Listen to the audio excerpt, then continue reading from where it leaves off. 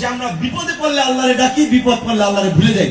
ঠিক একই ভাবে বিপদে পড়লে সংকটকালীন সময়ে আমরা যখন কোণঠাসা হই, সেটা বিভিন্ন রাজনৈতিক দল, তখন আমরা অন্য দলকে খুঁজি, ভাই আসেন আমরা একসাথে কাজ করি, নাহলে আমি এখন গর্তে পড়েছি, পরে আপনি মুক্তি পাবেন না। কিন্তু বিপদ উঠতে গেলে আমি মনে করি আমি সর্বেসর্বা। তো এই কারণে এই গণ অভ্যুত্থানের পূর্বের যে পরিস্থিতি আওয়ামী লীগ এই দেশে কায়েম করেছিল, সেই পরিস্থিতি যেন ফিরে না আসে, সেই রাজনৈতিক কমিটমেন্টের জায়গা থেকে রাজনৈতিক নেতৃবৃন্দকে ওই জায়গাটিতে থাকতে হবে। রাজনৈতিক নেতৃবৃন্দ যদি ভুলে যান, এখন গণ অধিকার পরিষদের লোকেরা যদি মনে করে আমরা আন্দোলন সংগ্রাম করেছি, কাজে এই বাস স্ট্যান্ড, টেম্পো স্ট্যান্ড আমরা দখল করব, সরকারি জায়গা জমি আমরা দখল করব, অন্যান্য দল, আমি কারো নাম বললাম না, নিজের দলের নামটাই বললাম, অন্য দলের নাম বললে কষ্ট পাইতে পারে। আমরা যদি এই দখলদারি, চাঁদাবাজি, টেন্ডারবাজি, মানুষের উপরে জুলুম, নির্যাতন, হামতাম করি, মানুষ কিন্তু আমাদেরকে ছাড়বে না। আওয়ামী লীগকে ছাড়ে নাই, কোন রাজনৈতিক নেতৃবৃন্দের ডাকে রাজনৈতিক ভাবে কিন্তু আন্দোলন গড়ে ওঠে নাই, ছাত্র জনতার স্বতঃস্ফূর্ত প্রচেষ্টার মধ্যে দিয়ে, অংশগ্রহণের মধ্যে দিয়ে এই গণ অভ্যুত্থান হয়েছে। কাজেই রাজনৈতিক নেতৃবৃন্দকে আমি বলবো, আপনাদের সহনশীল হওয়া প্রয়োজন, জনগণের প্রতি আপনাদের সহমর্মিতা প্রয়োজন। এখনই যদি খাওয়ান দাওয়ানের জন্য ব্যস্ত হয়ে পড়েন, জনগণ কিন্তু ভোটের সময় টাক দিয়ে দেবে।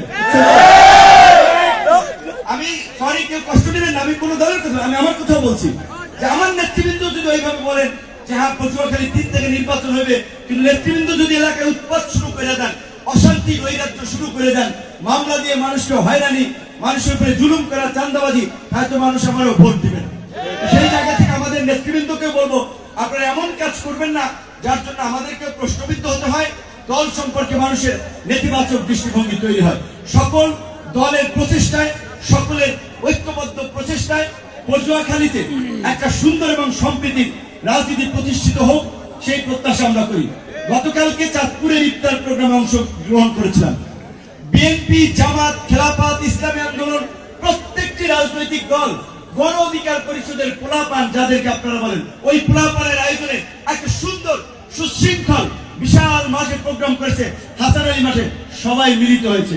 মিলিত হওয়ার পরে আমি জেলা বিএনপির সভাপতি, আমাদের ছাত্র রাজনীতির কাছের ভাই, ব্যক্তিগত সম্পর্ক মানিক ভাই, তার বাসা পুড়িয়ে দিয়েছিল আওয়ামী লীগ, দীপুমনির লোকেরা, দেখতে গিয়েছিলাম। আপনার সে বিএনপির জেলার সেক্রেটারি, সব ছাত্র দল, যুব দল, সব নেতৃবৃন্দ ছিল। কিন্তু দুঃখজনক, আমার এলাকায় আসলে কেন যেন আমি কোন রাজনৈতিক দল কিংবা কোন নেতৃবৃন্দ অযথাই একটা ঈর্ষা করেন। আমাদের নেতৃবৃন্দ তো দাওয়াত দেয়, কিন্তু অনেকে আসে না, যাই হোক, সেটা আমার কোনো আক্ষেপ নাই, কারণ আপনাদের সহযোগিতার সমর্থনে আমি এই পর্যন্ত আসি নাই, নেতা হই নাই। আমি নিজের যোগ্যতায়, মানুষের ভালোবাসায়, সারা বাংলাদেশের মানুষের দোয়ার মধ্যে দিয়ে আজকের জায়গাটিতে এসেছি। তবে ভালো লাগবে যদি দেখি একটা রাজনৈতিক সম্প্রীতি, সৌহার্দ্য থাকে, রাজনৈতিক ভিন্নতা থাকবে, রাজনৈতিক বৈচিত্র্য থাকবে, কিন্তু সবাই মিলে যদি তারপরও দেশ, জাতি, সমাজের স্বার্থে যদি এক জায়গায় মাঝে মাঝে মিলিত হতে পারি, কথা বলতে পারি, এই ধরনের সম্প্রীতির পরিবেশ আমাদের দরকার। না হলে ওই যে এখন প্রধান উপদেষ্টা সাংবাদিকদের সাথে বলছিল আওয়ামী লীগকে নিষিদ্ধ করার কোনো প্ল্যান নাই, রাজনৈতিক দলগুলো বক্তব্য দিচ্ছে, রাস্তায় নেমে পড়েছে, কিন্তু রাজনৈতিক বিভাজন যদি থাকে, রাজনীতির এই বিভাজনই আওয়ামী ফ্যাসিবাদকে আবার পুনর্বাসন করবে। কাজেই সবাই সেই বিষয়ে সচেতন থাকবেন, এটা অনুরোধ রইল। আমাদের ইমাম সাহেবকে বলবো একটা সুন্দর দোয়া করে মোনাজাত পরিচালনা করার জন্য। ধন্যবাদ সবাইকে।